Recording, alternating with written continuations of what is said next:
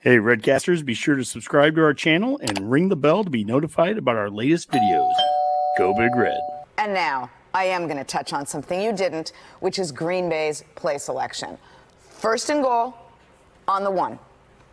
You have 4 downs to go 36 inches. I did a little math.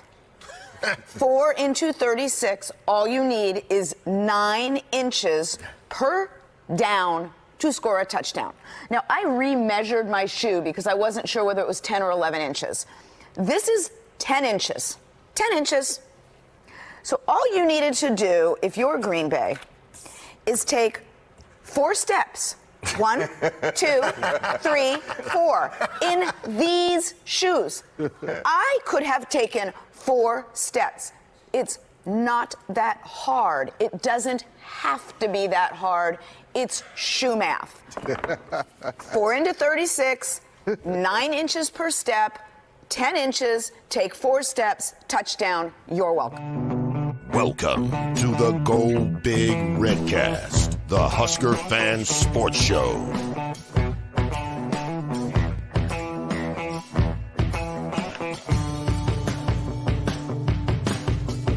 Welcome to the Go Big Redcast. Matt's Rhule edition. What's up, Redcasters? 4-1. 0 issues. Nothing but warm vibes, right? Huh? Nothing to work on. Everybody said at the beginning of the season, hey, if we got to 4-1, I'd be thrilled. No complaints whatsoever. Dylan was just a marginally okay quarterback. Well, we're 4-1. Somehow that isn't the sentiment, I don't feel like. And then we're going to talk about it. But I think good vibes are on the way either way. No, I think, Mac, you brought up a good point before we got on here. We were talking about this, where it's like we're at this weird stage, and Coach Rhule's talked about how we were a losing program for a long time. We would lose games like last weekend. So we were a losing program. Yeah. And then you gotta fight and gotta become a winning program. Yeah. And we're kind of there sometimes, we're kind of not, but you got to become a winning program. And I think these are some of the growing pains, games like this. Yeah. And then eventually the goal is you get past this and you become a championship program. And I've caught myself so many times since Saturday, like I'm like a bad fan at times where I'm like, oh man, what did we do? What did we do wrong? Oh, I'm not happy about something. You know, the first half was awful and all these things. And then I'm like, but we won 28-3 on the road with a true freshman quarterback. And 10. They got that trash. Oh, 10. You're right. You're right. It was 20-10. But it's still covered. Still covered. I mean, this Purdue, part of it was I really did not go into it thinking they were a very good team. So Illinois, a week ago, we talked about, Illinois could be better than we thought. And I thought Illinois showed out very well against Penn State. And I was pleased with that in that sense. They've remained ranked after their loss. But with Purdue, I wanted to see this be the 42-0 kind of game. It wasn't that, but yet at the end of the game, it was 28-3 prior to that last minute touchdown. And we played a lot of guys at the end and everything. I mean, I guess your general takeaway, you talked about rewatching it and having a different set of eyes when you did that. It's always different when you rewatch it after a victory. And you know it. And so all the animosity of the first half becomes more of a like, I just want to watch the film. I just, because when you watch a football game a few times, you can only watch so many players at a time. So you kind of go back and like, I kind of want to watch this guy. I want to watch this guy. But you start to see, I'm like, man, there were some good plays we were making. There were some times we were moving the ball just fine, and then kind of a mental error here or a horrible flag for something stupid that takes away a touchdown. Just all that would add, say those plays didn't happen. All that would add to the good vibe of the second half, but it's here's the thing though. It is 4 quarters. People say we can only put one half together. Well, sometimes one half is enough, and last year there were times we weren't putting any halves together. So it's like when we do play one good half of football, we seem to be a very hard team to beat. Even if we only play one good half, we're a pretty hard team to beat. I mean, we had 2 field goals blocked. We still covered. We still won by like had blocked kicks that haven't resulted in losses. I think Erica's point here is great. She goes, I've seen more than one fan saying that it's unacceptable to have problems like last week, that there's no excuse, et cetera, et cetera. Good grief. We would have absolutely tanked that game last year. And I think that's where we are at. I think from I'm on both sides of the fence with this. there are moments where we have to play better than what we did last week. We've got to do better in the red zone. And that kind of goes back to the Amy Trask intro video I had there, which was from a Green Bay game. But anyone that watched Illinois play Penn State, there are times, and I think we did some of the same things and we have the last couple of weeks in the red zone. There are times where OCs lose their mind when they hit the 3-yard line and the 2-yard line. It's like, would you just pound it in? But having said that, exactly to her point as well, is that we lose games like this. And we've had bad luck at times. That call against Fedoni was ridiculous. But that call we would have got 2 years ago as well. And then we go on to lose. Right. Because we were a losing team. Yeah. And I guess once you get through again, this is where I'm like, this is the struggle I have of like, we're going through those growing motions, those growing pains of going from being a losing to a winning team. So we won that game, and we won that game fairly convincingly. And yet it was kind of ugly along the way.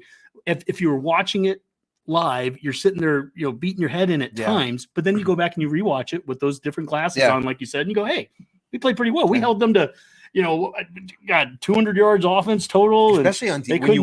When you watch the defensive side of the ball, you really lose the anxiety. Because and then you start seeing the individual players making plays. You start seeing guys like Sierra Wright jumping off the screen at you. Going back to what we were touching on earlier about people being frustrated at this point, it's interesting, and this is why preseason prognostication is kind of just stupid. Like, because you can't predict how this is going to go. And one of the things, Dylan's better than we thought. Like, even baseline good fan was like, if he's serviceable, he's way past serviceable as a quarterback, way past serviceable. But it's kind of his fault then that everybody's frustrated, not because of anything he's done wrong, but because he's raised the level. Every Husker fan can see this dude's special. We can't waste him. We can't waste a guy like Dylan being here and having the inability to kick a field goal, the inability to cover very well. Not having a really strong running game that we can just kind of hand off and get the 2 or 3 yards like you were talking about. And it just sort of heightens everything when you have that guy. But man, it's like you get that 10-yard penalty. It's 1st and 20, and he just flicks it over the middle 20 yards to get you right back on track. That's crazy good, and something we just haven't seen in a while. But it does it has this weird way of like, okay, I've got to live, my expectations are up for here because Dylan's so good. But the rest of the team, though not bad, they're not to his level yet. They're gonna have to get up to that level to start competing and really dominating. But he's just a freshman. Hell, man, he's only played 5 games. The staff is kind of learning this along the way too. And I think, quite frankly, and I understand some people frustrated with the run-pass ratio. And like you were saying with when you say with offensive coordinators kind of losing their mind, I'm impressed that Satterfield has restrained himself from throwing more. If you got a guy like Dylan, like how the urge to call bombs has got to be great. Yeah, but you got to. I'm just saying. I know you have to balance it out and everything like that, but it's like I've got a Ferrari in the garage. Am I just going to go tootling around with it and go get groceries? No, I want to take this thing on the open road and open her up and see what she can do. It's also got to be able to get points out of those, out of that Ferrari, right? I mean, we put up. This is part of my first half issue. I think at that time, I guess that would be the comparison. If you're not sack adjusted, of course, sack adjusted. I think we had 12 runs, like 20 passes in the first half. And I was shooting off text to the Redcast text chain. I'm like, guys, real stupid question, but when you sack adjust, does that take the run number down or the pass number up? Or correct? Yeah, because basically you're calling a pass play, and then he gets sacked, and they count it as a rush. Oh, okay, so in college football. I got you. So put it back to what it was intended to be called. If they're calling a pass play, just call it a pass play. Also, then when we lose 10 yards rushing, let's not actually put that against our rush game. That should be going against the pass. But anyways, the point is it was like 10 rushes or 12 rushes. I think the 20 passes I think I had in the first half. And I'm sitting there and I'm just texting the guys. I'm like, guys, we have got to run the football here. And this is no indictment this is not an anti-Dylan discussion. No, we have got to run the ball. Like this is insane that we aren't. And we need to be able to do that as we get into October and November. We've got the backs to do it. Let's figure out how to do it. And I, in some ways, I'm a little frustrated because I feel like we're 5 games in the season. We're still trying to figure out who our backs are. I'm like, guys, this is what I can kind of take away from our backfield right now. We have we've got Dowdell that we're going to pound you at the very beginning of the game with. That can make some sense. And I think that Emmett has clearly shown that he can be a big play kind of playmaker. He can block well out of the backfield. He can catch well out of the backfield. He can make the first guy miss. He's someone that they bring in the second half there, and he can hit you there. I think that's fine too. But, part of that run game and getting it developed is you got to stick with it a little bit, and we would go down the field. I did the first drive here, and the first drive we are actually, this is third quarter. We're down 3-0. Okay. And the first 7 plays, 6 of them are rushes. Okay. As we get down the field there, we get to first and goal at the 7-yard line. Dowdell, we're under center 2 yards. Then we throw an incomplete fade. Now we're in 3rd and 5. And back to this is not a discussion about Rhule. Rhule is not the problem. Right. No. Let me be very clear there. He throws the pass to Banks across the middle. My point is, we got immediately into the shotgun at 2nd and 5 and 3rd and 5, and we had been running down the field the entire time. And through a really low percentage incomplete pass on the 2nd and 5.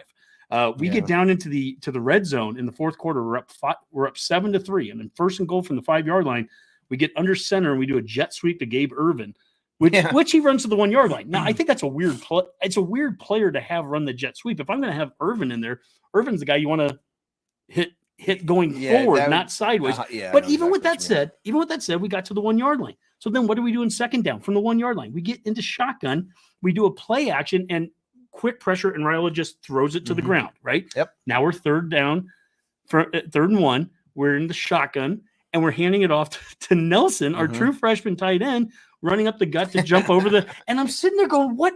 This goes back to the Amy Trask thing about 9 inches and just sometimes we outthink ourselves. And then finally in 4th down from the 1, we get in the I formation, and we give it to Dowdell, and we run up the gut, and he piles through for 3 yards. And I'm sitting there going – okay, honky, we're up double now we're at 14-3. We won the game. It should have been 28-3, whatever. We got hosed by the call that happened for Donnie. All those things are true. And so I want this show to be about both the fan out there that's the pessimist one, or the one that's things aren't as good as they think they are. Then I want this also to be the Kool-Aid one where we're like, look, we're 4-1 and we are clearly getting better. Yeah. And I guess those are the moments where I'm like, we have got to get better at those things. We've got to get better at red zone. We've got to get better at being more consistent in the run game. And that consistency isn't just being better at it, but we have to flat out run more. We're running 52% of the time right now, 48% pass. And I saw Michael Severe post something today where he's like, he said at the beginning of the season, he felt we needed to be at least 55% rushing. Now I know that's only a 3% difference, but the point is just, it's a run the ball more thing. Yeah. And I don't think that that's going to hurt Dylan. And I also don't think it's going to hurt our young O-line. I think that can help them out too, getting the run game going. Those are all very valid points. And I could see why people would be frustrated with some of the play selection. And I just don't know. I like our running backs, but there isn't really one that's kind of separated themselves to kind of just take the reins. Like Emmett does what he does, but he's almost a situational guy. I kind of thought Dowdell would have developed a little bit more at this point in the season. Like the first few games, he was hitting the holes so hard and so decisive, but he was hitting them right too and making bigger yards. Now it just seems like he's just looking for somebody to hit all the time and move piles. And it's to that point, when you saw Emmett get in there and stop, makes a guy miss and goes for 9 yards, right? Yeah. There wasn't always a hole there, but he made a hole. It was a running back that was making guys miss. He'd make that catch.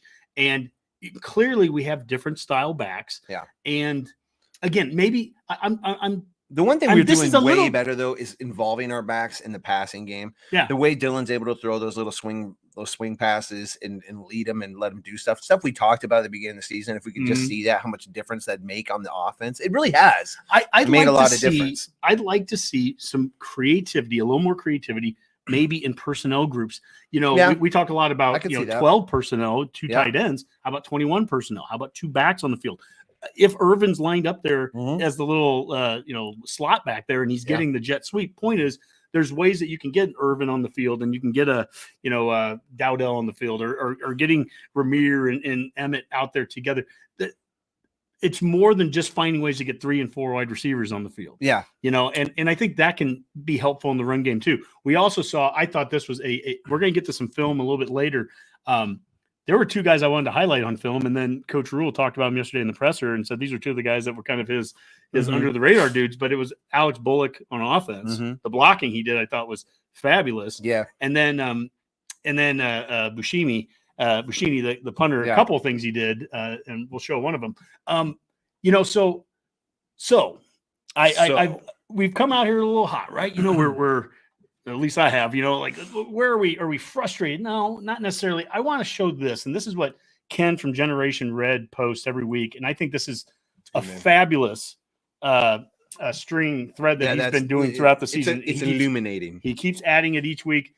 Generation Red, we've talked with those guys before. Go follow them on Twitter, give them a follow, watch them as well. But he goes, these are updated margins through 5 games. So anyone that's pulling their hair out watching this going, Honky, I'm tired of this. What are you upset about? This we're 4-1, we're clearly better. You're right. Updated margins through 5 games, turnovers through 5 games. 2023. So he has what we did last year versus where we're at right now. Man. A year ago at this point, we had just lost to Michigan. We had for turnover margin, we were at Minnesota, we had -3. Ugh. At Scum at CU, -3. So we were -6 after 2 games. That was a rough one. Northern Illinois, we were even. So we stay -6. We were actually +1 against Louisiana Tech last year. So we were -5. And then against Michigan, we were -1. So at this point, we were -6 in the turnover margin. Where are we at this year right now through 5 games? We were +1 against UTEP. We were +3 against Scum. Nice. Or +2 against Scum. We were even against Northern Iowa. We were +1 in a loss against Illinois, and we were +1 against Purdue. Add all that up, we were +5 right now through 5 games. -6 a year ago, +5 right now. Cumulative difference, we are +11. It's a ton. Okay, we were a losing team, and we're trying to become a winning team. The record would reflect that nicely. Yeah. I mean, honestly, when I look at that, I think it's almost fun as a fan right now to be able to complain about something as simple as red zone offense. Right. And getting, what personnel, like Mac, we're actually for the first time in 7 damn years of the show, we're actually kind of talking like offense and and scheme things. We've never gotten to that. I know. We've always been talking about like, well, if we would win this game, we'd build up some momentum. If we could catch a snap, I think a play might work, but I can never see him happen. It was just, and so if we held on to the ball, I think that offensive drive was going somewhere. The refs, this or that, and look, we've had bad refs these games. We've had all kinds of things, right? And yet, right there, that's the turnover margin. And that's something, by the way, Coach Rhule focused on all offseason. Yeah. So let's talk about just scoring. Yep. Points are good. This is how you win games. Let's go through the first 5 games a year ago. At Minnesota, we lost by 3, so -3. Against Colorado, we lost 14-36. Which was a 22-point loss. We were down 25 points in 2 games. We beat Northern Illinois by 24, so we're still down -1. We beat Tech by 14, so we were up 13 points cumulative after 4 games. And then Michigan beat us 45-7. We were down 25 points. Okay, this year, UTEP, we beat them by 33. We beat Scum by 18. Nice. We beat Northern Iowa by 31. We lose by 7 to Illinois in overtime, and then we beat Purdue by 18, a cumulative +93. That's a lot different. -25, +93, cumulative difference 118 points. That's a lot different. I mean, we're up 11 turnovers. We're up 118 points where we were at this point last year. The offense is scoring 12 more points a game. The defense is allowing 11 less points a game. The numbers are the numbers. And there you go, sky equals falling, right? And I think, look, and people, you can always take any argument and attack it, right? Like you could look at the 5 games we played a year ago, and we had 2 games on the road to start the season. Plus we were playing Michigan. It's not the same schedule. I get all those things, but I do think this is all about trying to show process and progress. And from that perspective, the turnover one is striking. I mean, it's truly is like one of those things where you look at what the coach is telling you publicly and what's happening on the field. And that was one of the things that they were hoping to address in the offseason. Everybody knew it was a problem, and they've clearly addressed that. That's not to say it couldn't be an issue later on in the year, but to date, it has been good. So it seems like the defense is kind of getting going more about creating their own turnovers too. So there's a lot to like. The thing is, you can't go into the season with the same, but by 5 games in, you're not going to feel the same way you were about the team in preseason. You just know different things about them. So it's just, everybody's entitled to make their adjustments mid-season and kind of get frustrated with the team or not frustrated, despite what your preseason assumptions might be. Every year is a new team, and every year it's a new and different challenge. Like special teams, that's a new challenge this year. Listen, you were going to bring up somebody else, and I think we should highlight some of the positives of special teams because nobody's doing that. Well, that will be part of the film session that we do. Let's talk a little bit about, I guess, the press conference from yesterday. And Coach Rhule, he hit on a lot of things here. Let's start with Gunnar Gottula. Gatula. It's all good. I'll get it one of these days. He played well. He still has some things to work on. Look at that O-line right now. And I guess Mazuka. Hey, if I can get half of them right, I'm happy. But, look, Mazuka all of a sudden is a backup, which is Coach Rhule kind of was like, he's a backup. It's that's kind of news. Yeah. He had been a starter. Yeah, I mean, but for what it's worth, through the injuries that we've had with Prohaska and Corcoran, now we're playing Gatula, a redshirt freshman. We know we have Evans back next year, and Lutoski's had to step in. Yeah, and really has stepped in as a starter now. Stepped in as the starter. I guess was the starter. Is. He was always the starter. You just don't remember. We came into the season with this offensive line that was all seniors that we were going to pretty much lose after this year was done. Guys that had a ton of experience, and they, a lot of them still do. Ben Hart and Scott clearly, but all of a sudden, just through some of that natural attrition that's kind of happened, here we are, and we've got 3 dudes that Gatula and Evans and Lutoski give you a nice line to build around as you're coming back a year from now. And Gatula, I thought. He played a fine game. He did. I thought our pass pro was really good. And I got to give Rob Zaska a little bit of credit. I tweeted something out during the game where I'm like, hey, and I was frustrated with a few things, but I tweeted out, I was like, got to give the O-line credit, man. They are the pass protection is fine. And his response was, well, it better be because they're rushing 3. Yeah. But you know what?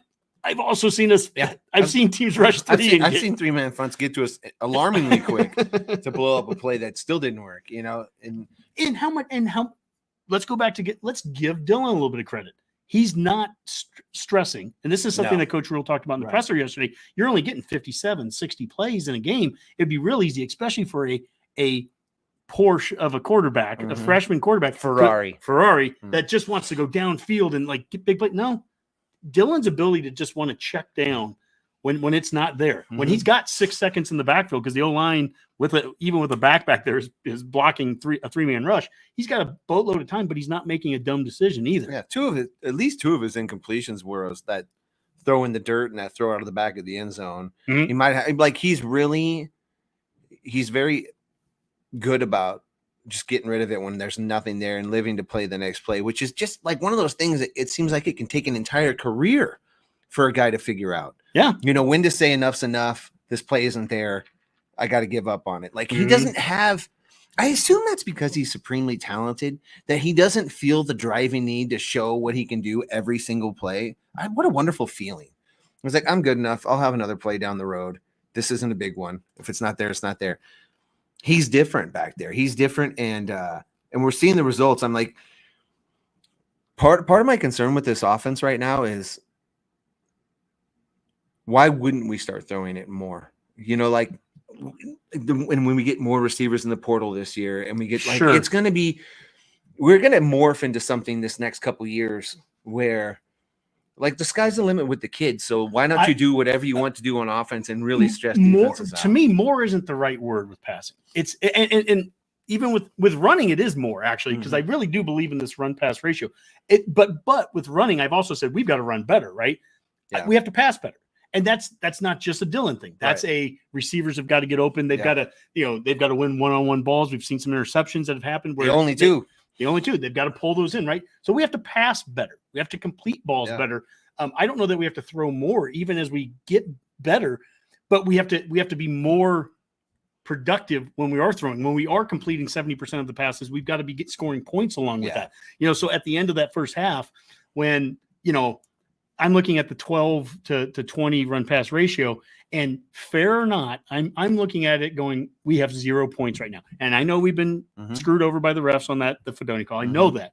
But I'm also like, but we've got to be putting points up here on the board. And I've said all along, I'm like, if we can be a passing team, go win games, and we can be a passing team. But I just know from the history and everything that Rhule even talks about, and Rhule over the offseason talking about Coach Osborne and even Coach Ferentz, learning from him about the wind in the Big Ten. You better run the football in October and November, and that's where I come from with the run pass ratio stuff. Again, it's never directed at anything that Raiola is or isn't. He's been amazing. Yeah. He's been simply amazing. And we've had guys step up around him too. We've had good receivers have stepped up. My biggest critique of receivers this year has been more about blocking for sure than it has been about route running or catching balls. Yeah. And that was one of the reasons why I wanted to highlight Alex Bullock here in a little bit when we get to our film session. How cool is it too that Alex Bullock, just because of his effort and his knowledge, and despite the fact that we have out-recruited him in those positions, he still finds a way to play because he's handling business, and look at his older brother. There's something in that family that makes them work hard and achieve at that level. I mean, and I'm not saying they're not good athletes, but they are good athletes. But it was just cool because he was such kind of a feel-good story last year. And then you get all these transfer portal studs, and you got this young, flashy freshman. Everybody wants to see the new shiny things, myself included. And he just kind of keeps handling his business. Yeah. I don't know if you heard when Rhule was talking about in the press conference about how Dylan was specifically asking for him in certain plays because he knows what to do here. So what a testament to the development this program is still doing while actually getting the sports cars guys out there. Because man, if you looked at Nair and Banks' stats, they're just like mirrored. They're almost identical. Yeah, I mean, one has a big game when the other one doesn't. Yeah, but I mean, season-long stats, they're just about the same. The touchdowns are probably a little different. Yeah, but both of those guys have been hits in terms of transfer portal. Both those guys have been already productive. You can kind of count on them. I mean, they're good for PIs and they're good for over the middle, 20-yard late on top of a zone kind of deal. So it's like. Yep. Those guys are hitting, so it's not like Alex is getting in there because those two guys haven't been successful or that Ja'Cory Barney's been a letdown, anything like that. He's just working his way up there, and the staff should be credited to keep progressing the roster and making sure that everybody's getting a chance to play that deserves to play, knows how to play, and can contribute and finds the right role, right? And look, if Bullock is going to be on the field, he can't just be on the field every time you run the ball. That doesn't. You can't just give signs away to the defense. So Bullock has to be able to make that catch at a time, just like Nair has to be a good blocker. Yeah. And when he's on the field too, you can't just be out there when you're a one-trick pony doing one thing. Right. And the same thing goes. So we're having that discussion about the wide receiver room. You can have the exact same discussion about the running back room too. We can't take Dowdell off the field. I'm picking on him for a second. I don't mean to do it this way, but we can't just say, well, we're going to throw the ball, so we need to throw Emmett on the field to be a pass blocker out of the backfield. You've got to be a complete player. This is that complementary football isn't just offense to defense. It's got to be play to play. You got to be complementary in your role. Yeah. And it's one of the reasons I like highlighting plays too when someone does something different. I've highlighted Dylan a couple of times this year when he just took off with his feet a little bit and just did something, whether it was elude the rush or maybe he runs for a first down. We've highlighted some of those plays because that's not what we want Dylan to be. We don't want him to be Adrian Martinez part 2 in terms of running. But when he can do enough with his legs, he's that much more of a complete quarterback now. Now you can't. Oh well, let's just blitz him and he'll give it up. Or if we know he's going to hand it off every time. Like when he went on, I think it was the Northern Iowa game, and they did a zone read on 4th and 1, and he just took off and wasn't touched for 10 yards because the defense didn't expect him to do it. Right. And so we need to have guys, and we need to have the offense built around a lot of different players. We're not playing 11 dudes. We're playing a lot. If Alex Bullock is getting there in the receiving core, and we know that Barney's out there, and we know that Bonner's out there, and Nair and Banks, and Harburg and sometimes Lloyd, and we're playing Bullock. I mean, we're playing a lot of dudes, and that's on top of Lindmeyer and Borkacher and Fedoni in the tight end game, and Nelson, of course, like you said. Too. So it's a lot of weapons. It's a lot of them. There's when our offense is clicking and moving right, we're kind of a lot to handle. Yeah. Like the way we used Ja'Cory Barney, that's how I envisioned we were going to use like Wandell.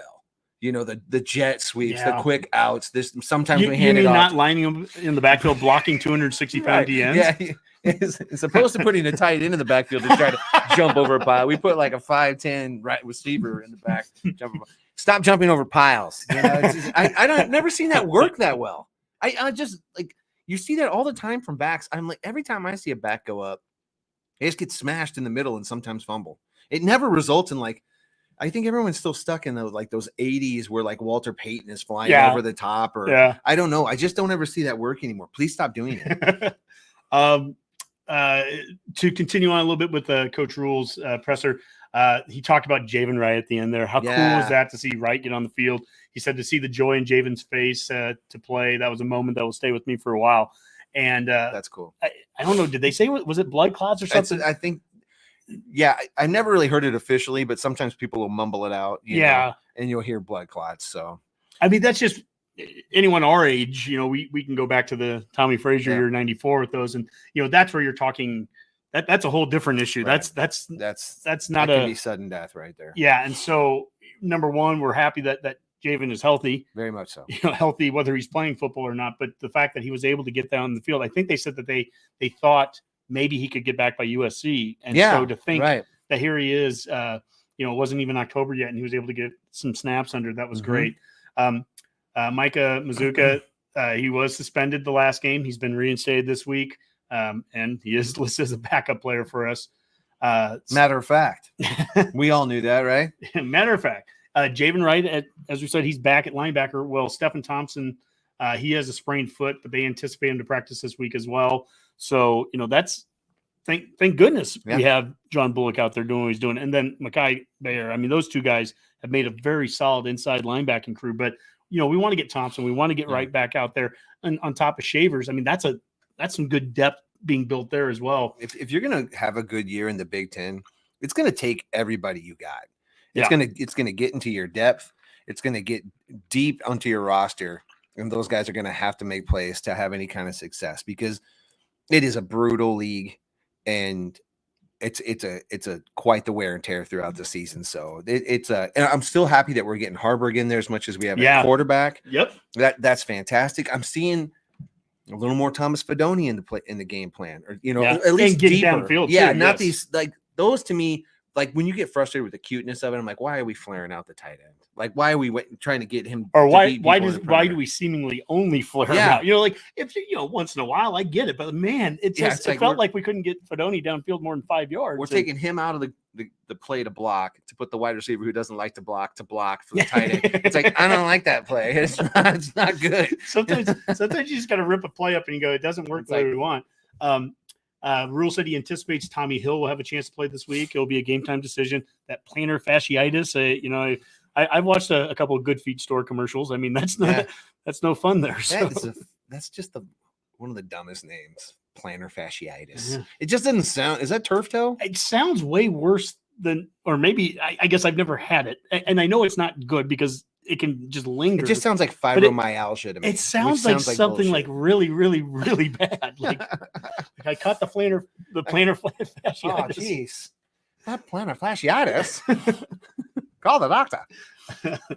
Old timey there. Coach Rhule yelled at Alex Bullock for a failed block on the first sweep. Then he corrected it, and it resulted in the Ja'Cory Barney touchdown. Good. And the failed block, so we're not showing that one on the film session here, but that was the one where we still got 4 yards. Mm-hmm. And the guy got up and he flew the legs around. I mean, like that guy was surprised by the flag. I'm like, really? I immediately saw it. I'm like, well, you're going to get that call. That was so stupid. I would be furious if that was one of our players. Yeah. As much as Husker fans could be upset at the refs, and we have every right to be. I mean, my goodness, Purdue is just killing themselves with penalties. And for what it's worth, like most of those PIs, they were PIs. They were absolutely. I felt that I've seen teams do that to us. Like, and when our defensive backs just refuse to turn their head and only jump into the guy, that's all they were doing. Like, they were all pretty bad. Maybe that one over the middle where he kind of yanked on his jersey and they flagged that one. That one kind of surprised me. But other than that one, they were all pretty obvious. And that's the beauty of a quarterback that can throw it up high, kind of out of the range, and having big wide receivers to go up there and make these defensive backs make a hard choice. Mm-hmm. And I consider it part of the offense now. You know, it's like Aaron Rodgers, like what do they call that? When they do like a quick count, a hard count. When he does like a hard count to get some guy to jump and throw deep, that's going to be Dylan's next move. He's going to start switching to that kind of stuff. That'll be year 2 of Dylan. This goes back to my run pass ratio. Coach Rhule talked about how it's time to play. It's time for grown man football. No more excuses. And that's from him, because Dave will give me crap for saying no more excuses. But no, it's time for grown man football, and that's the run part of this. You know, we got to bring a physical presence to it. I agree. Even getting under center, just getting under center when you're in fourth, or first and goal, and second goal down to 2 and the 3-yard line when it's 4th and 1, getting under center. Like I will hear people say we are not exploding off the ball, and that's the problem with the O-line. And I'm sitting there saying, but we're in shotgun. I mean, what center snaps a shotgun, and then explodes off? Yeah, like it breeds. In fact, a lot of times when we're in shotgun too, you'll notice the difference between guys in 3-point stances and 2-point stances standing up, and explosion, comes out of that stance. It's not how you start a race. Yeah, in a 2-point stance. And so I just. That's one of the things that drives me nuts sometimes, where I'm like, I just want to see us be the most physical team. Like Coach Rhule saying, there's time for grown man football. Let's play some grown man football there, and you can still throw the ball out of that. In fact, I think you can throw the ball more effective if you've shown that you can be willing to pound him. And Dylan does really well out of that play action too. Yeah, he does. You get a little bit of run game going. I really like I really like what you were talking about too before, about just big packages. Yeah. Double tight ends, or having a Bonner back there, or Bullock too, to block for certain plays, but just be able to kind of morph those around, throw it to the tight ends. Nelson adds an element to that you can't necessarily decide what personnel package are we in with him? Is he considered a wide receiver? Is he playing a little tight end on this? Is he a slot? Shoot, I don't know. Yeah. So there are a lot of fun things we could do with that. And sometimes I think what you said before, like we haven't found a running back. There's something about this offense where I feel like Sat's still kind of trying all these new kind of fun plays and sort of whittling down to what he wants to. It seems like the jet sweep's going to be part of the offense now. Yeah. That deep zone throw that Dylan likes to make is kind of, you're seeing that a little bit more. You're seeing the tight ends get a little more vertical now. But the running game is the one thing I'd say you haven't seen a ton of like new things or really creative things like that. But we do a lot of motion with those guys. Yeah, I'm critical of us sometimes, and then I'll come back and I'll rewatch the game and I'll see some of the motion, the things I didn't see live. Right. But like when we had Coach Osborne on, and you asked him about what made the offense so good back then, and because you run the same 4 plays, and the joke there. But Osborne talked about all the different formations. I think you're a dangerous team. Number one, when you can run the football, you're always dangerous. Yeah. But number two, when you can do things out of sets that don't look like what you think you're going to do. Right. So I'll give you back-to-back national championship games, 94. What's our first touchdown? It's double tight, triple tight, I formation, and we play action, and they throw the ball to Gilman, tight end Gilman. That's how we scored our first touchdown against Miami. It's a double tights. It's a run set. The defense is bunched in there. Everything. There's no reason to think you're going to throw the ball out of that set, and we run it. Go fast forward a year, and we're playing Florida. And what do we do with Frazier? We line up in a 5 wide receiver set. That is a pass set. You have every reason to think you're going to throw the ball. We threw it twice earlier that game out of that set. There's no reason to think you're going to run the ball. And what do? We basically do a quarterback trap, and we spread them out one more guy, and we just align people differently. And that still works in football. Football's different today than it was 30 years ago, but it's still, when you get in heavy sets and you do things that are anti-heavy, when you get into pass sets and you try to run the ball, but and you get creative and you have different personnel sets. Having Bullock and Bonner on the field are very different than having Nair and Lloyd on the field. And you can do different things, but you've got to be willing to do both. You've got to be willing to throw the ball when Bullock's on the field, and you got to be willing to run. So boy, they really you can see how they've used like Ja'Cory and the way they're motioning him all the time now. Yes. That for a linebacker, there's so much to watch and process before you really get a trigger and go on our offense. I really like how they're doing that, and that will, I think, help the running game quite a bit. But the fact that he's been able to cash in on some of those plays, and let's just think if we weren't, getting flagged on, 50% of his plays, it seems like he's really dynamic and fun, and just like a fun element to have on the offense. It's like, oh, I'm always excited. I'm like, oh, Ja'Cory's getting the ball. Oh, great. Let's see how this goes. How about the double reverse they did last week? I think back to Lloyd, but everything I'm saying here, by the way, I feel like I'm learning as we're having this discussion. Like I'm sitting there kind of like going back on some of my thoughts. Like, that's okay. Like I've kind of this in is my a head. Healing time. Well, I've beat up on Satterfield because he's the offensive coordinator, and he even said, he was joking about it the other day about, the OCs are always, the dumbest ones in the room or whatever. But it's like, but you know what? He's also thrown a lot out there now for teams to have to prepare for. Lot. And now, the second I watched that double reverse last week, all I could think of was, well, he didn't even have to hand that off. He could have kept going. But now you've given was this an option route here? Now they're prepping for one more thing, right? I'll go through one more point that Coach Rhule said yesterday. Joe in Minnesota posted this thing. I'm just looking at it. Mitch Sherman, he asked, Dylan went from a double cadence to a silence count because of the noise. Is that kind of a rare thing? And Rhule has an evil chuckle, and he goes, I mean, and then there's a look on Rhule, and he's got this like smile. Yeah. And you think about it, this goes back to Dylan. And where this kid, it's not just he's a 5-star talent, like the things he's doing. He goes from a double cadence to a silence count because of the noise. Is that kind of a rare thing? Yes. All the recruiting services are absolutely thrilled with how well Dylan's playing because he's living up to the 5-star billing so well. And, lots of guys come in with high ranking, and you're just like, I'm happy they're here because they're 5-star. And they'll probably be a good player. Like eventually they'll probably be a good player. Dylan's already a good player. Like it's going to get to the point now where you kind of stop talking about the 5-star thing. In fact, most people are mostly talking about him looking like Mahomes. So he's really, I can't remember who I was listening to. It might have been Sipple. He was talking about how we gotten to the point where we already take him for granted as a fan base. And I'm like, it sounds like a negative when you say it that way, but it isn't. It's like, no, it's a given he's going to play pretty well. It's a given he's not going to hurt us too much. I'm putting that on the shelf. I'm putting this concern on the shelf. Quarterback play and handling the snaps and good decision making. Yeah. I'm no longer going to worry about you. You go in the box on the shelf. Yeah, that's a great point. We're not worried about things that were so basic a few years ago. Right. And now back to Ken's point with his tweets, I'm not as worried about the turnover margin as I was just a year ago. I mean, everything here, this is we keep evolving. We keep transitioning. We're still a losing team at times. We're still losing. I'm not ready to just completely shove that aside and say we're not that anymore, but that's what we're getting away from. And we are becoming this winning team. It goes back, I guess, to the title of the show, Learning How to Win, is we're figuring out ways to win differently in different settings. This was a road win.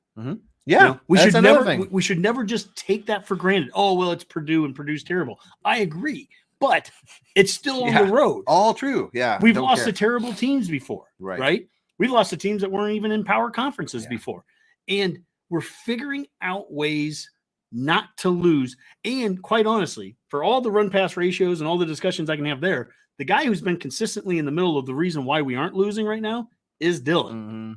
Yeah. So that part remains 100% true. Right. So, and a couple other things, really. The turnovers themselves. I feel like I can now maybe put that up on that same shelf. One thing a couple more things I'd like to put up there. I don't know if we should get to, but like the kicking game is still like right here. The kicking game is still front and center. And I'm like, that chasing 3 couldn't be more ironic right now. Like you can't play championship football if you get 0 for 3 on field goals, 2 of them blocked, 1 of them just missed. It throws shade on the rest of the unit, like kickoff, kick return, punt return, field goal block. I don't care what you guys are doing. We're missing field goals, and we're 100% on extra points. 100% on extra. drives me nuts. What? Is there something different about a field goal in terms of the snap from an extra point? Is it deeper? No. It's the exact same. No, I mean it's a field goal. I don't get it. You know, we have 3 kickers. Alvano, who's been injured back and forth. John Hall, who was playing last week, and then Nico Ottomanelli. And I'm sure you said that right. Well, and I think at this point, you know, you keep having competition there, but also 2 of the 3 snaps are bad. Yeah. We're going to get to, you know what, we are going to get to that. Before we get to that, I do want to go, we've got some comments here. I just want to go through them. Comment up. Anthony Hayek, Dylan is also showing that he's willing to get every receiver involved. He doesn't just focus on one. That's a great point there. Sharing is caring. And I think he is getting better at that too. I'm sounding like I'm crazy critical of a guy that's, you know, what business do I have being critical? But like early in the season, he seemed to really focus on Nair. Oh, yeah. Well, he really is, to Anthony's point there. He's been mixing it up. He's been going around now, and we're starting to see he's like growing in dog years. It's like it's incredible. It's like you'd think it might take him a couple games to like get off his favorite wide receiver. No, it took him about 1. Yeah, he's like, I probably 7, threw it to him 8, too much. 9 receivers a game. Yeah. I mean, it's pretty impressive. Corner, what's up? 4-1 feels good. No negativity here. I believe this team will keep improving. I agree there. See, and I just want to ask the rest of the chat, don't you feel like that's kind of how most people, normal people that you talk to in the real world feel? I'm like, I know Twitter can get out of hand and say a bunch of stupid shit, but like, it's pretty awesome to be 4-1 right now. It's pretty awesome to have this quarterback. We have Dylan Raiola playing quarterback. It's so much fun watching him play. That is so much fun. Our defense, you know, kind of stumbled, a week ago, you know, maybe 2 weeks in a row, but this week looked good. Like I like our wide receivers. I like Ja'Cory Barnes. There's a lot I like just watching on this team. Like years past, I was watching our team to maybe not lose a game, not for the excitement of the game itself, but more for like, can we go 4 quarters and somehow have more points? Not that I was enjoying it because the defense was shabby, the offense was disjointed or like just a player, but man, this year is fun to watch. I'm like, I get why people get frustrated with the wins and losses. Oh, actually, just 1 loss, you know, but in Rutgers is going to be a big challenge, which is gross. Our next 2 games are defeated teams. I mean, hey, the Big Ten, 9-0. we keep saying the Big Ten's a good conference, and, you know, I have to adjust how I think about teams that have been in the Big Ten. Rutgers is part of it. They're getting all the same money that everybody else is. They've got a good coach, you know, and you know, they're getting better too, and that's great. I'm happy about it. I just think we should be better than them every single year, always. But it's been a fun year so far. We beat the snot out of Colorado at home. What a moment. Like, that was a great game already. Like, when was the last time we had a game that fun? And any season. And Colorado's going on right now to be 4-1 as well. So it's pretty good for a dumpster fire. That dumpster fire keeps winning there. So Mac, let's get to a little bit of the film session here, the film review. And we got to have Dan's graphic here, you know, for it. So breaking down is legitimately the man. Let's go to the tape. Okay, so this first one here, we were talking about special teams, and this is the punt. And Buschini, this is a great punt. This should be down at the 2-yard line. And this is Boodle here at the bottom of the screen. And look, this Purdue player has been coached right. I mean, he knew he pushed him right into the end zone. That's exactly what that guy's coached to do. But as you see the ball land at the 6-yard line, and I remember watching this live thinking, well, we'll just land on it at the 1. Where's our guy? Where's our guy? And he's coming from 9 yards deep in the end zone. And I'm just sitting there going, that can't happen.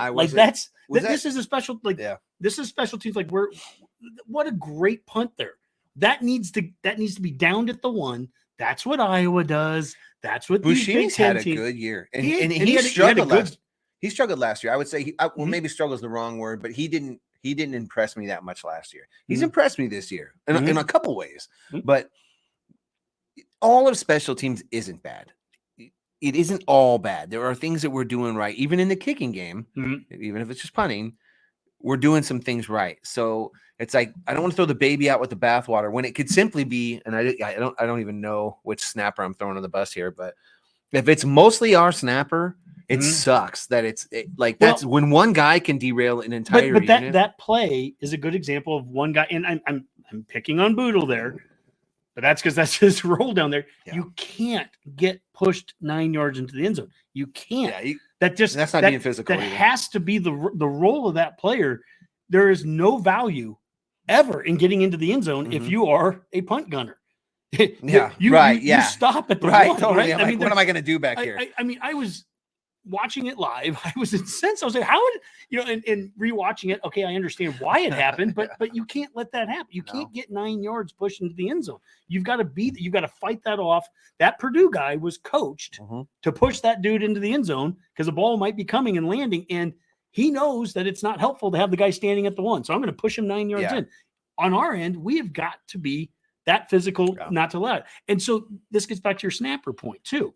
I think this coaching staff's done an admirable job of getting their best players onto the field. In fact, I showed a punt against Colorado where it was Tommy Hill who downs the ball at the 2-yard line, and the next play, what's he doing? Pick 6. Right. So that's your all-American, first round kind of cornerback out there. Go back to the snapper. Who's the snapper? Who can we play? We've tried a couple different ones. You know what? I don't care who it is. Put Ben Scott out there. I can remember when I was trying to be a manager on the football team in '95, Mac, and I was there during the spring practices right after we won our first championship in '94. I'm on the field. We're doing punt drills. I've told this before on the Redcast, and the punt drill is I get the ball and I hand it to Aaron Graham, our All-American center, who is snapping punts to Jesse Cush, who's kicking it to Tommy Frazier, who was returning. We did do that. That's right. And then Tommy Frazier threw me a pass, and it was way over my head, and I caught it. And I'm not that good. But Tommy went, yeah. But the point is, I'm handing the ball to Aaron Graham to snap it, and so and that guy, he goes on to the pros, and he look. I think sometimes we get cute too. We have to have a guy who's all he does is snap it. Look, get the ball to the holder, because I saw somebody post a question today on Twitter about, well, geez, can Buschini kick field goals? I saw that he kicked field goals in high school. Well, he probably did. He also is our holder right now, and he's doing a good he's doing a good job of holding bad snaps. Like, these are just things like 5 games in the season. Why is he our holder though? Well, a lot of times punters end up being, I don't know. Why not use the backup? Why not the backup quarterback? I don't know. Like, punters tend to be that, like in the pros and stuff. Come on. It seems weird, but I guess my point, like, exhaust every resource. If it is, we have seen Evans snap balls as a center. Yep. We have Scott that snap balls. Anybody that can get the ball to the guy, figure it out. Anyone, literally. Figure it out and get them out there. We cannot have that continue to happen as we get into October and get into November. And we'll never be a winning program and fully away from the losing piece. We'll never be that winning program until we can do things like snap a ball to a holder so that we can kick a field goal. Like, it's really irritating. That part, you have every right to be irritated by that. And yet we still won 28-10, and we're still 4-1, and all those positive things, right? But you do one thing, and like the snap never changes, regardless of what hash mark you're on or the yardage that you're at. The snap never changes. That should be as automatic as anything on that football field. Tony says, I'm just saying, I still technically have 4 years of eligibility left. Hey, if you can snap it, Tony, get out there. All right. They would break you like a twig, Tom. Let's look at this one. I know. So here it is, 0-0. This is the first play of the game here for us. And it is the reverse here. Oh, it's not the first play, but reverse to Barney here. Yeah, God dang, I totally screwed that up. Let's go back and just watch it from the back. So we have in motion, we have Bonner going across. They play action there, and then you have Borkature going from right to left, and he's lead blocking the whole way there. Yeah.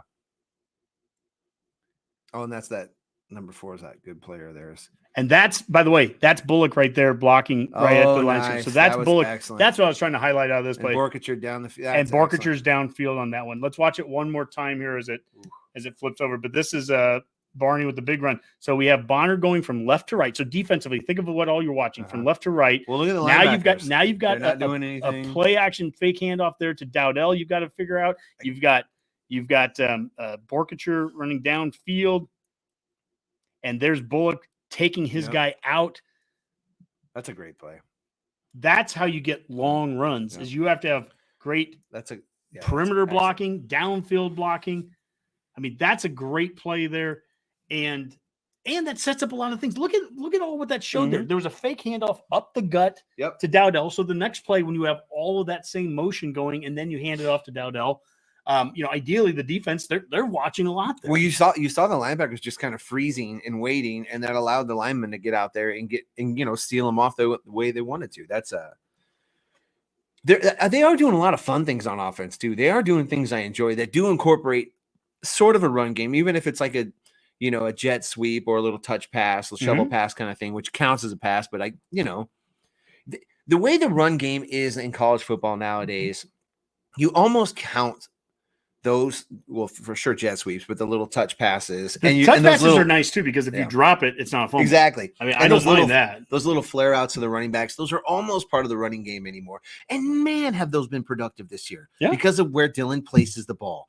On his checkdowns, when he finally decides I'm checking down, he'll fling it out. It's almost like always 6 yards down the field. They turn up and get a couple more, and it moves the chains. Like maddening for the other team. Maddening. It's like, well, you do everything right, and then this guy breaks down and runs on you. That's not what our guy does. He waits for your zones to clear out, and then he just shoots it right to him. Enjoy that. He doesn't even get hit in the process most of the time.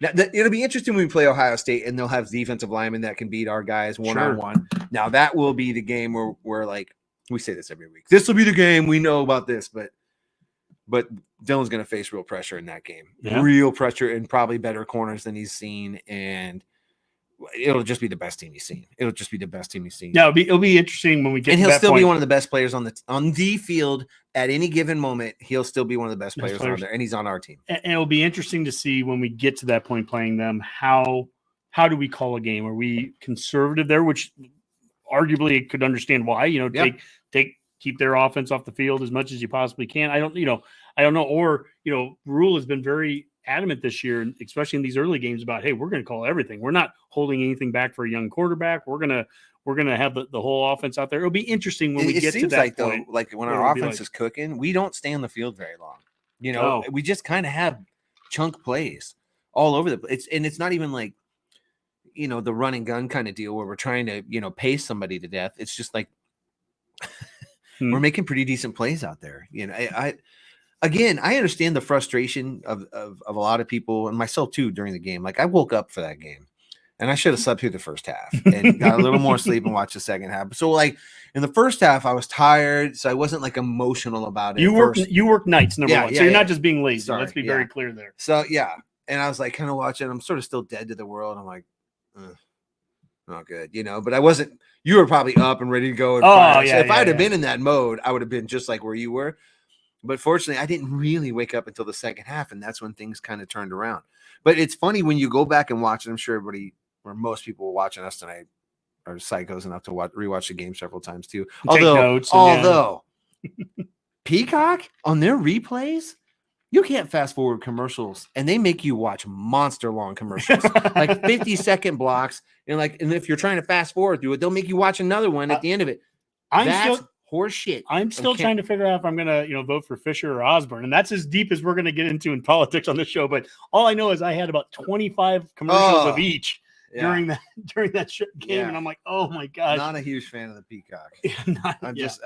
Unfortunately, Big Ten's now got their N60 on there, so I can watch it off. I DVR'd that one. So all right, so here's the fourth down play where we jump off sides, but of note, who's at quarterback here?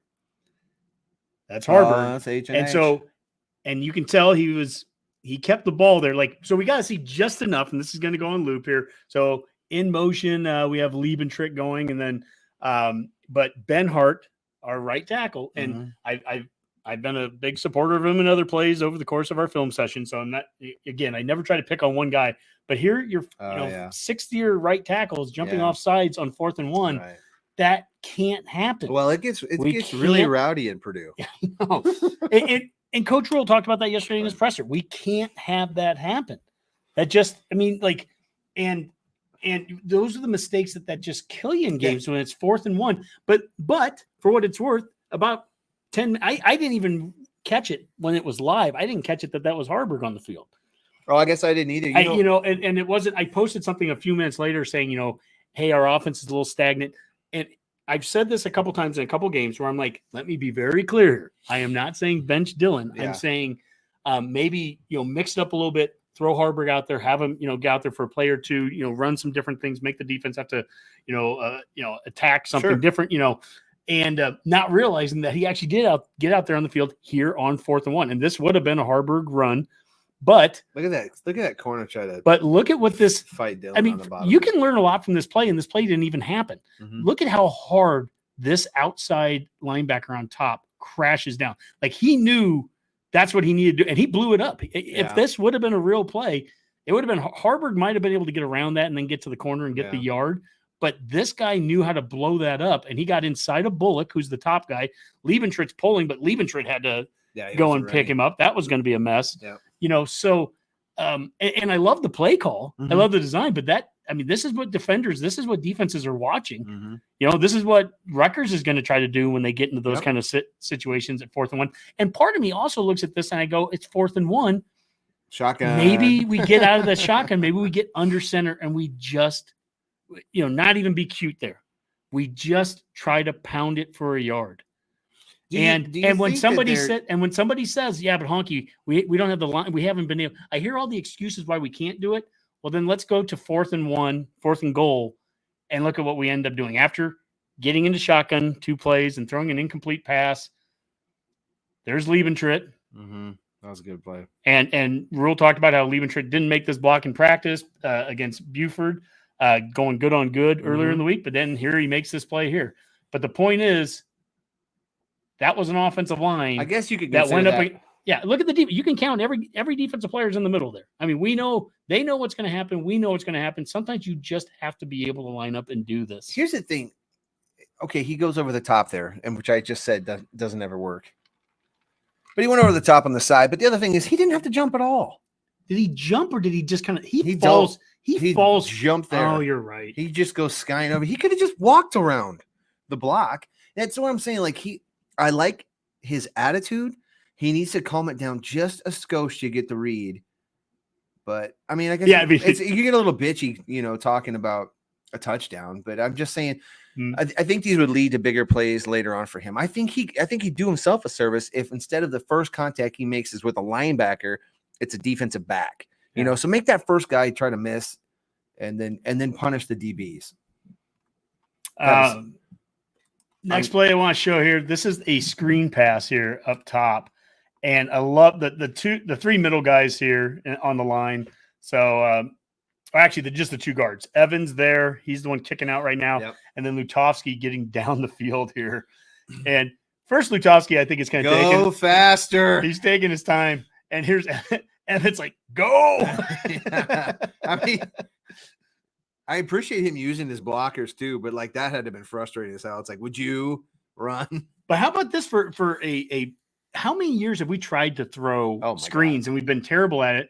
Gatula is up on top, making his block there, so you got to let guys a little bit in. And but they throw it behind the line of scrimmage, number 1. So there's a good job by Emmett staying behind it. You get the flattened pancake there by Evans. And then you got Lutovsky, and Lutovsky did start to build up to speed here. He's like a locomotive. Yeah. It takes him a little while to go, but that guy did go flying once he touched him. It almost looks like Zach Weger back in the day, like on one of those counter suits getting down the field. So, I think that's one of those things where, that's another play where we're making some progress. And that's a nice play. That was right after Rhule's. What was that? 2nd and 28. Unsportsmanlike. 2nd and 28. And so I love the fact that a 2nd and 28. I'll give Satterfield a lot of credit there. You're expecting a defense that's going to come at you hard because you're in 2nd 28. And we've shown that, the only way we can get 28 yards is we got to fling it down the field, right? We got to go 20 yards down the field. And here's a play where we'll take a negative catch. We'll take a catch in the backfield. Yeah. But if we block it well, he's going to have some space in front of him. And it was the right back to run that too. I mean, I think of all of them, this starts to tell you we're at a point in the season. I said earlier, we're 5 games in. I don't know if we know everything we need to know about our running backs. But the reality is, if I told you, hey, we're in 2nd 28, we're going to throw a screen pass to a running back, and we need to get 28 yards, which back do you want to have out there now? My 1A would be Emmett. It would be Emmett. And Ramir would be, that would be my 1B. And so, we are starting to see. Hey, Ramir's actually having a really good season. Like, I'm really happy for him because he's had a long road to have like this many games in. He's still contributing. He's still healthy. He's making plays. Sometimes they get called back, but he's had a few good plays himself that have been called back that have kind of hurt his overall season total for stats. But he's playing at a high level. The line seems to be really adept at the passing, the pass protection. Yeah. The screens, that was an excellent job of getting out there on a screen. They've done that a few times this year. There are some things we're executing at a really high level. And that's the thing with this team. It's like, I think we all see enough of this team and go, okay, our best game, our most disciplined best game, we're going to be hard to deal with for 90% of the teams out there, maybe higher number than that. Like, we really will be hard to handle. But when we don't handle our business, we're only a problem for maybe 50% of the teams out there. It's like, we're not good enough that we can dick around with stuff like that. But when we're playing well and we're in our bag, it's like, we're moving the ball, we're stopping the ball, we're getting turnovers, we're not turning it over. And then special teams. So we hit special teams with that first play, talking about the punt. We've shown some offense. Last one here, we're going to end with some defense. And this is a third down stop. And Mac, last week or 2 weeks ago, we talked all about third down defense and how we couldn't get off the field. That was against Northern Iowa, and we couldn't get off the field. Third down after third down after third down. Well, here's a third down, 3rd and 4. We get off the field, and we get a sack here. Now let's go back. We're gonna watch John Bullock here, and Bullock is right now. He's on the line of scrimmage, and he's running up. He's taking on right here. He's taking on the at the 30-yard line, the running back. Yep. Look at this. Yep. He's not trying to get past the running back. He just throws him to the ground because we just showed a screenplay that worked. That guy's not going to give up a little dump off past that running back because that running back's going to go get a first down. Great situation. So here's another. So look at Bullock again. Here he is right at the 30-yard line, and he takes on that running back, and he just simply holds him up, stands him up. I'm not going to let that guy make the play here. Yep. And so even if Bullock makes the play or doesn't on it is a moot point.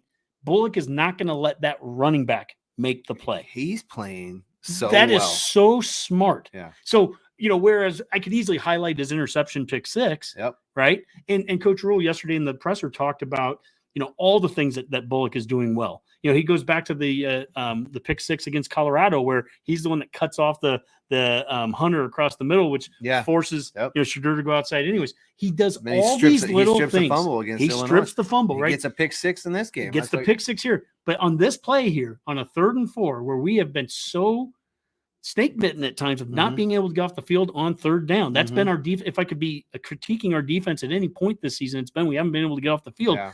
This is an easy play that we could have not got off the field. We get great pressure on the quarterback, and all he has to do is run by that running back, right?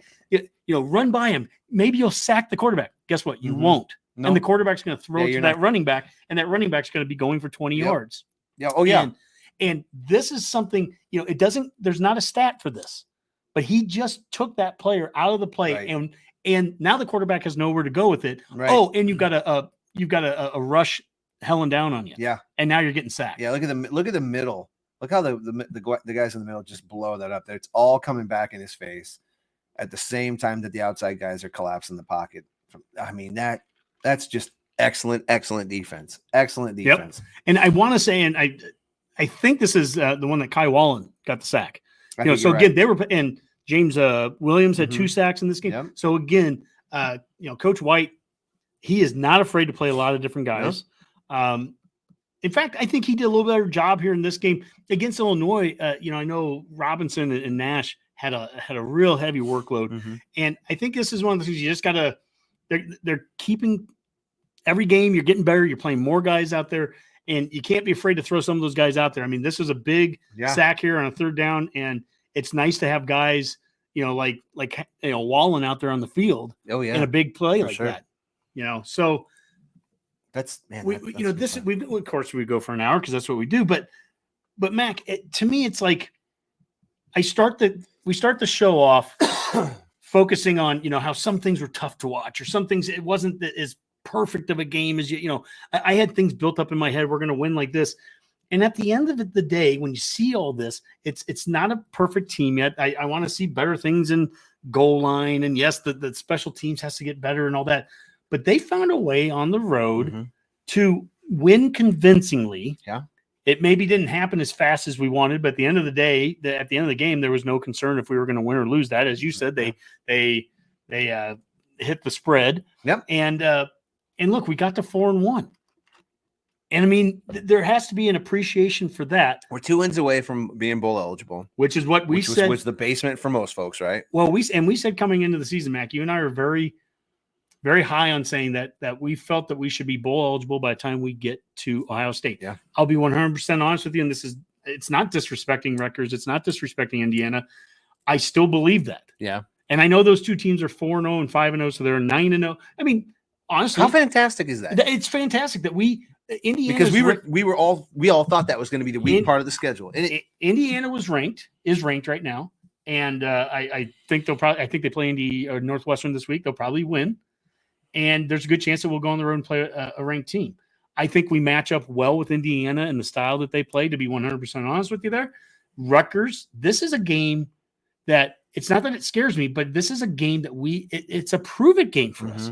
When Coach Rhule talks about how we have to man up now, it's time to be physical and all those things. Is this a 3 o'clock kickoff? 3 o'clock kickoff, homecoming week. And this is a game that, it goes back to the Northern Iowa game. It goes back to what Illinois wanted to do. I wasn't expecting Purdue to be the most physical team. That was, especially defensively, they'd given up like 700 yards rushing the 2 prior games. And they've never been known for being a great run team. Well, no, but that Maccabee dude tore us up. And he's a big guy. Last year, yeah. And I thought that he was hard to tackle this week too. But this is what Rutgers does. I mentioned we run the ball 52% of the time. I think Rutgers runs it like 64% of the time. This is a physical team. And it's no disrespect to Rutgers or Indiana when I say I still think that we can get to being, bowl eligible by the time we're playing at Ohio State.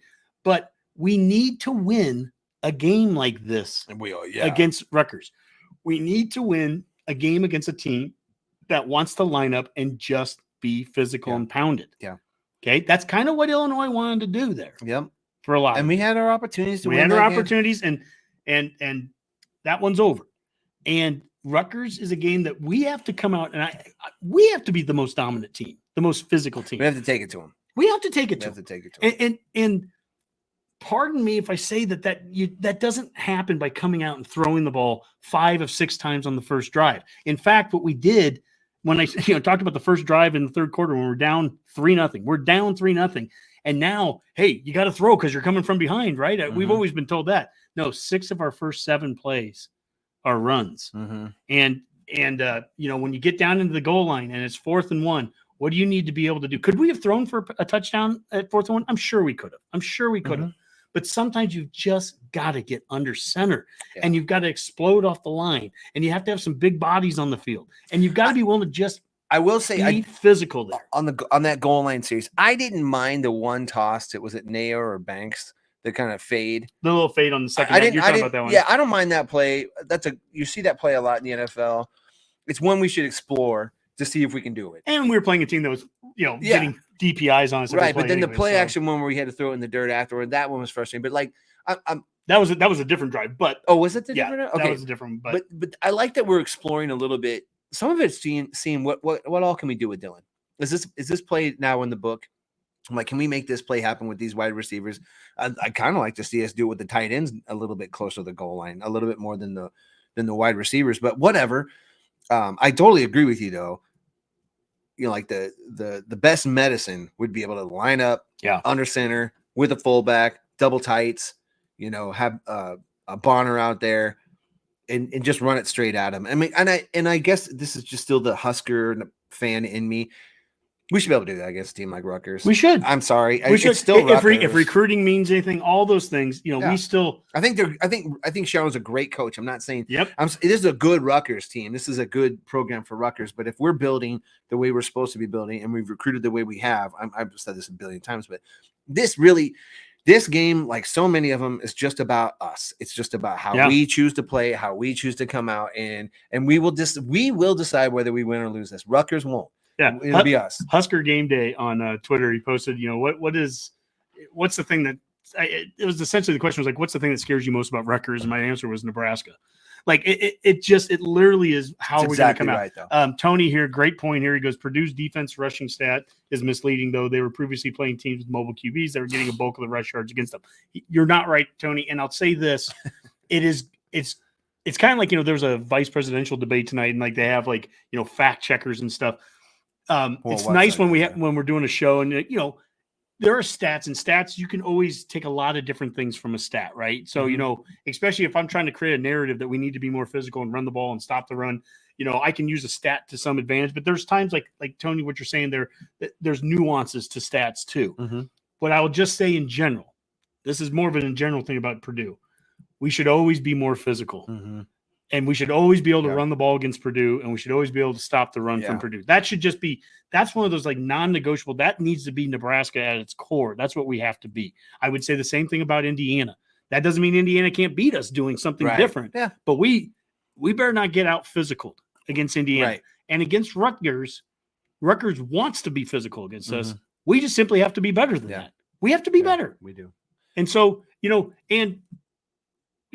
had – it has nothing to do with being homecoming. Homecoming isn't going to win or lose the game for us. No different than a 400th home sellout wasn't going to win the game on a Friday night, right? That setting doesn't win it. No. What wins it is playing good football, being physical, not jumping off sides on 4th and 1s. Mm-hmm. When you get down to the 1 and the 2 yard line, that video at the very beginning, Amy Trask talking about the Packers and shoe math, right? 9 inches.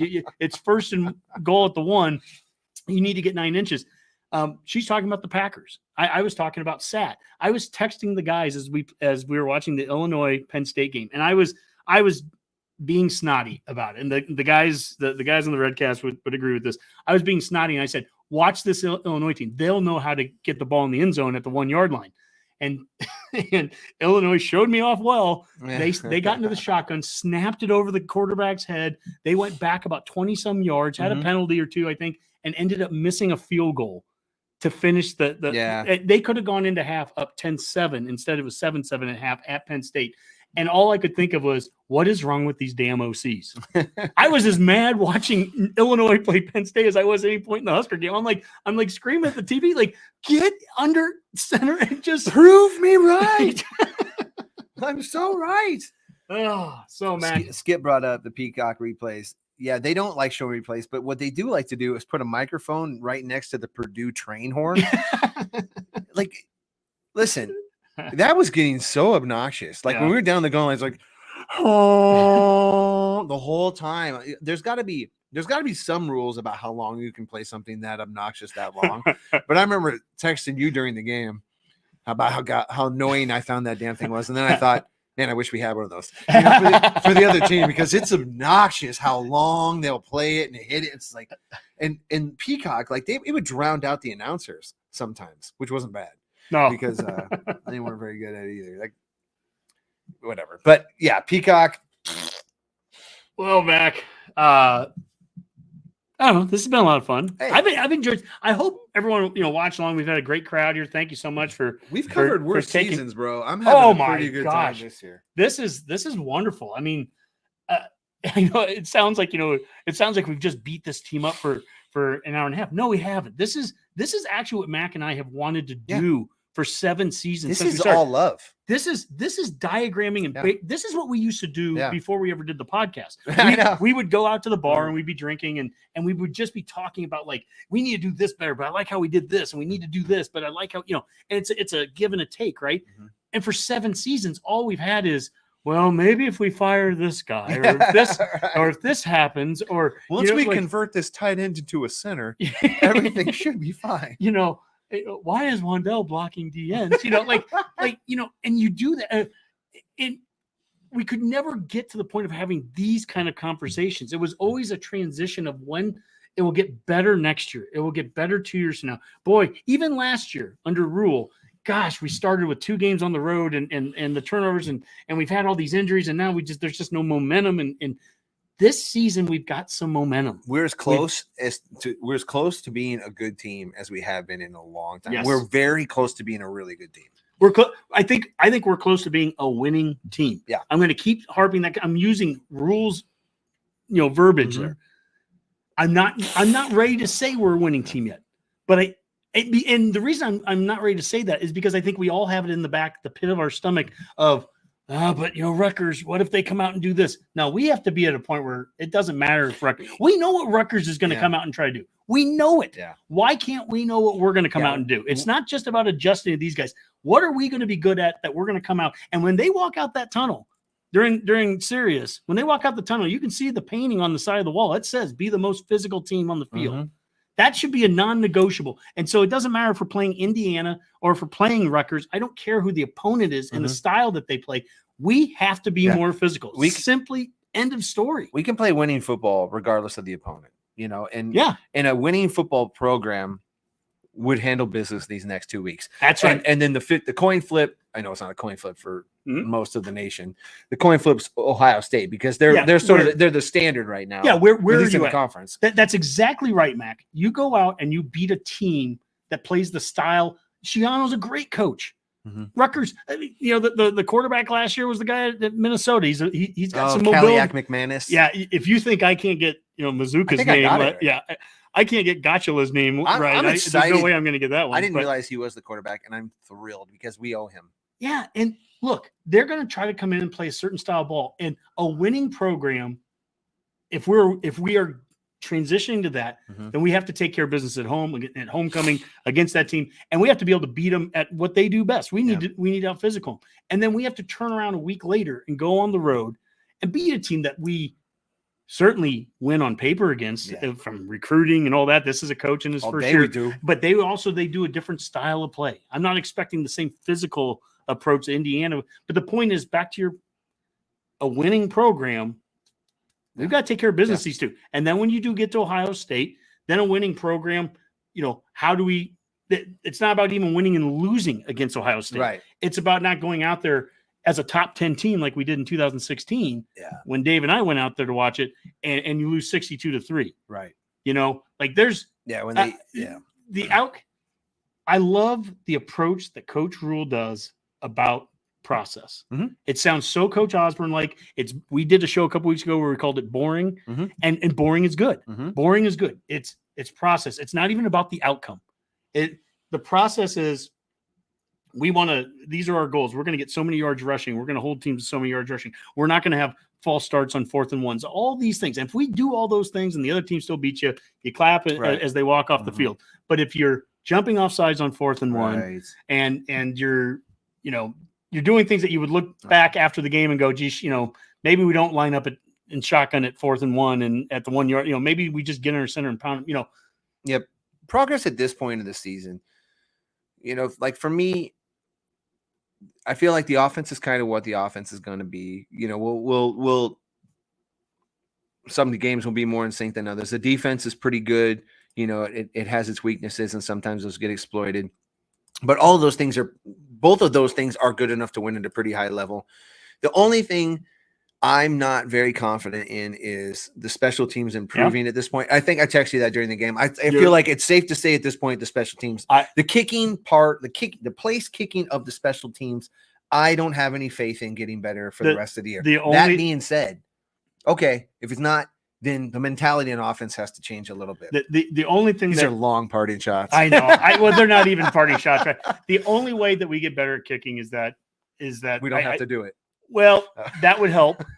And number two is maybe you got to switch up some players. I mean, I showed the other kicker, Automatopoeia, whatever his last name was, that my point is exactly that. If it's a kicker that's got the yips, or your starting guy has to get healthy and come back, or if it's the holder that's not, or if it's the snapper, then switch out the snapper. I mean, you exhaust, but you can't keep putting out. Yeah, you can't. The product that we had last week, that's for sure. And I expect it. I don't know why. I just don't. And it's got to get better next week. We can't, when they punt the ball down to the 1 yard line next week, we have to have a guy there to land on it.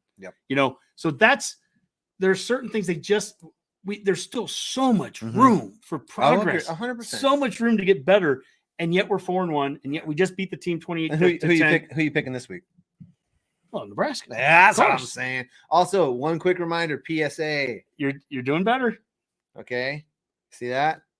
Wrong. 3 and outs are Three and outs. 3 and out is only after we actually take the team All right. 3 and out. We didn't have a home game last week, so no pressure. But I hope we all took a little time to find some students, find our favorite students, and talk to them. I know I have.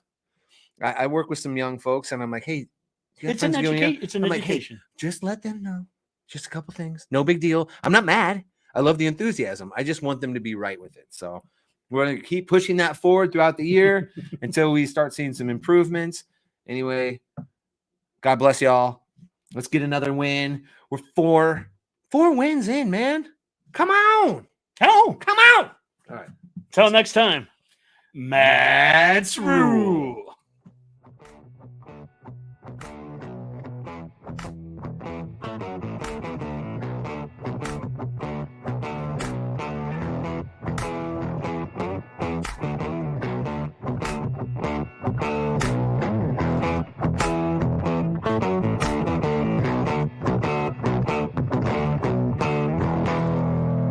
A Herd at Sports Network production.